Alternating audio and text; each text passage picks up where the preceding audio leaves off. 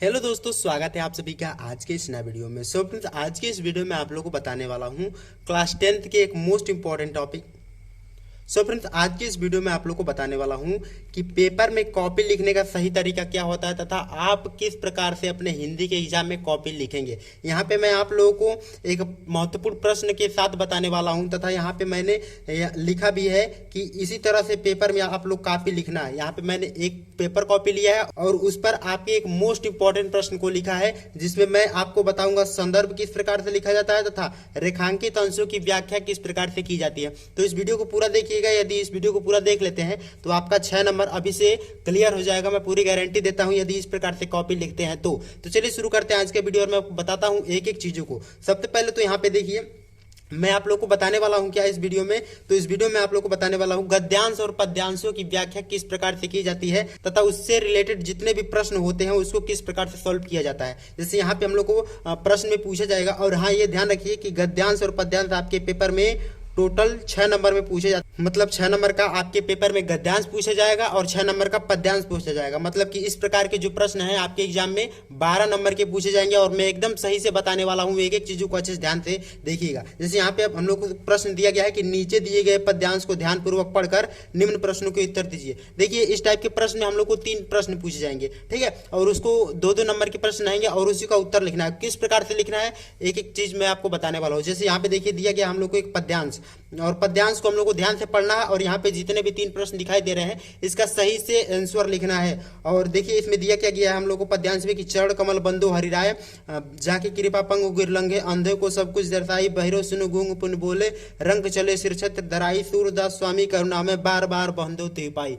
अब इस एक पद्यांश को हम लोगों ने पढ़ लिया। अब इससे रिलेटेड यहाँ पे जितने भी प्रश्न है, जैसे यहाँ पे पहला प्रश्न दिया गया कि निम्न पद्यांशों का संदर्भ लिखो। अब इसका संदर्भ किस प्रकार से लिखेंगे हम अपने एग्जाम में ताकि 2 नंबर हम लोग को मिल जाए। अब याद रखिएगा कि एक संदर्भ हम लोग को गद्यांश में भी लिखना है और एक संदर्भ हम लोग को पद्यांश में भी लिखना है। तो संदर्भ लिखने का तरीका आप लोग को पता होना चाहिए। और दूसरा प्रश्न दिया गया कि रेखांकित अंशों की व्याख्या कीजिए। और याद रखिए कि पद्यांश और गद्यांश दोनों में रेखांकित अंशों की व्याख्या करना है, मतलब 4 नंबर का ये भी पूछा जाएगा। मैं यहाँ पे सॉल्व करा रहा हूँ जो केवल इसी के मार्क्स लिखा हूँ, लेकिन ये आपके एग्जाम में 12 नंबर के ऐसे प्रश्न पूछे जाएंगे। और यहाँ पे दिया गया कि इस पद्यांश में रस और अलंकार बताइए। तो अलग अलग पद्यांश में अलग अलग, गद्यांश में अलग अलग होता है। तो मैं केवल जितना लिखा हूँ इतने का ही बता रहा हूँ और आप लोग को इस वीडियो में संदर्भ लिखने का सही तरीका पता चल जाएगा तथा रेखांकित अंशों की व्याख्या किस प्रकार से की जाती है। मैं 2 अलग अलग टाइप के संदर्भ लिखने का तरीका आपको बताऊंगा इस वीडियो में। तो इस वीडियो को पूरा देखिएगा, एक एक चीजों को अच्छे समझ लीजिएगा। देखिए इतना तो आप लोग के पेपर में दिया जाएगा, ये सभी आपके पेपर में दी जाएगी। तो इस चीज को आपको पेपर में नहीं लिखना है। पेपर में लिखना क्या चीज है, तो पेपर में लिखना ये है, मैंने यहाँ पे लिखा है ये चीज। सबसे पहले लिखना है कि प्रश्न उत्तर। अब हम लोग किस चीज का प्रश्न लिख रहे हैं, किस प्रश्न का उत्तर लिख रहे हैं, तो पहले प्रश्न का उत्तर लिख रहे हैं। यहाँ पे लिखा गया प्रश्न उत्तर 1, प्रश्न 1, तो पहले प्रश्न का उत्तर लिख रहे हैं। तो आप लोग अपने कॉपी में हेडिंग डालिएगा काले स्केल से प्रश्न उत्तर 1। और प्रश्न उत्तर 1 के बाद सबसे पहले हम लोग को प्रश्न में क्या करना है, तो संदर्भ लिखना है। संदर्भ किस प्रकार से लिखा जाता है मैं 2 टाइप्स बताऊंगा, आप किसी भी टाइप से लिख सकते हैं। जैसे यहाँ पे पहला जो सबसे इजी टाइप से, सबसे इजी प्रकार है वो संदर्भ मैंने यहाँ पे लिखा है और आपको बता रहा हूँ कि प्रस्तुत पद्यांश हमारी पाठ्य पुस्तक हिंदी काव्यखंड के पद नामक पाठ से लिया गया है। इसके रचयिता कौन है, सूरदास जी हैं। जब आप ये पद्य पूरा पढ़ेंगे तो आपको पता चल जाएगा कि ये किस कवि ने लिखा है और ये किस चैप्टर से लिया गया है, ठीक है। तो आपके लिए मोस्ट इंपॉर्टेंट है। अब यहाँ पे देखिए जो मैंने संदर्भ बताया ये एकदम सिंपल है और आपको 2 नंबर फिक्स कराने वाला ये संदर्भ मैंने आपको बताया है। और इसी संदर्भ को मैंने अपने एग्जाम में लिखा था और मेरे हिंदी में 19 मार्क्स हैं। तो इसी प्रकार से मैं आप लोग को बता रहा हूँ। और एक और तरीका बताऊंगा जो कि किताब से रिलेटेड है, तो उसको भी आप लोग देख लीजिएगा।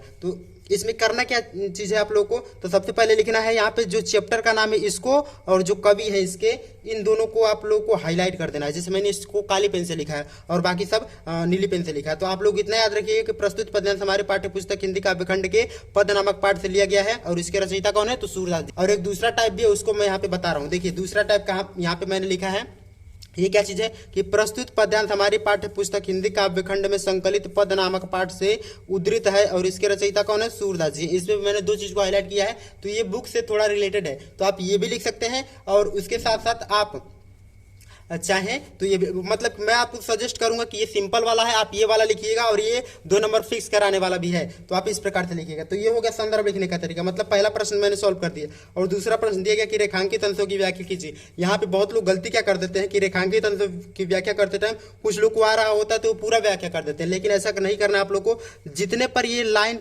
खींचा गया मतलब अंडरलाइन किया गया है, केवल उसी का ही आप लोग को व्याख्या लिखना है। और यहाँ पे मैंने लिखा भी है, आप लोग को एक एक व्याख्या बता रहा हूँ। जैसे देखिए यहाँ पे रेखांकित अंशों की व्याख्या, अब रेखांकित किस पे किया गया है, जाकी कृपा पंग गिरलंगे अंधे को सब कुछ दर्शाई रंग चले सिर छत्र धराई। तो यहाँ पे इतने पे हम लोग को रेखांकित किया गया और रेखांकित अंशों की व्याख्या मैंने यहाँ पे लिखा है। तो आप लोग को हेडिंग डालना है दूसरा वाला रेखांकित अंशों की व्याख्या। अब इसमें लिखना किस प्रकार से है कि प्रस्तुत पद्यांश में सूरदास जी कहते हैं कि श्री कृष्ण जी की कृपा से लंगड़ा व्यक्ति भी पहाड़ को पार कर सकता है। ये देखिए जाकी कृपा पंग गुरलंगे का है ये। और दूसरा वाला क्या है, अंधे को सब कुछ दर्शाई, मतलब जब उनकी कृपा श्री कृष्ण जी की कृपा किसी अंधे व्यक्ति पर पड़ती है तो अंधा व्यक्ति भी सब कुछ क्या कर सकता है, देख सकता है, तथा इनके आशीर्वाद से एक गरीब व्यक्ति भी क्या बन सकता है, तो राजा बन सकता है। बस इस जितने भी यहाँ पे जितने भी चीज को हाईलाइट किया गया था, मतलब जितने पे अंडरलाइन किया गया था, केवल उतने का ही मैंने यहाँ पे क्या किया है, रेखांकित अंशों की व्याख्या की है। तो आप लोग एक एक चीजों को समझ लिए होंगे। तो रेखांकित अंशों की व्याख्या में केवल उतना ही लिखना है जितने पर अंडरलाइन किया गया रहा हो, ठीक है। तो ये हो गया रेखांकित अंशों की व्याख्या। और तीसरा प्रश्न था कि इसमें रस और अलंकार कौन से हैं। तो यहाँ पे रस जो है ये भक्ति रस है, और अलंकार कौन सा है, तो अनुप्रास और उत्प्रेक्षा अलंकार है। और एक मोस्ट इंपॉर्टेंट पोर्शन में आप लोग के लिए बता रहा हूँ कि आप लोग अपने कॉपी के लास्ट में रोल नंबर जरूर लिखिएगा।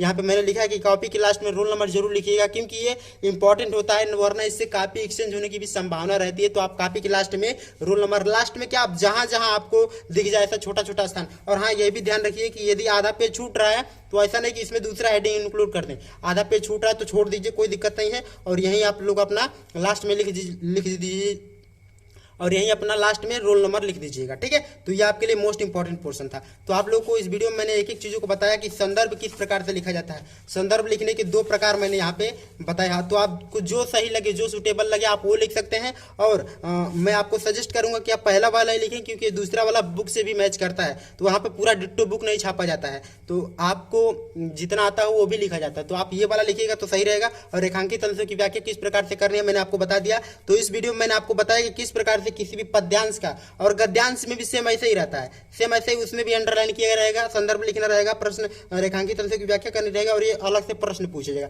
तो उसी में से पढ़ेंगे तो उसी में से प्रश्न आपको पता चल जाएगा। तो इस वीडियो में के माध्यम से आप लोगों ने एक एक चीजों को समझ लिया। और यदि यही पैटर्न अपने एग्जाम में फॉलो करते हैं तो मैं पूरी गारंटी देता हूं कि 6 नंबर पद्यांश और 6 नंबर गद्यांश के आपके टोटली फिक्स हो जाएंगे, मतलब 12 नंबर फिक्स हो जाएंगे। तो आई होप कि इस वीडियो को आप लोगों ने समझ लिया होगा, एक एक चीजों को किस प्रकार से संदर्भ लिखें, किस प्रकार से व्याख्या करें रेखांकित अंशों की। तो अपने दोस्तों के साथ भी इस वीडियो को शेयर कर दीजिएगा। मिलते हैं नेक्स्ट वीडियो में, और सब्सक्राइब कर लीजिए ऐसी वीडियो देखने के लिए। तब तक के लिए धन्यवाद। जय हिंद, बाय बाय।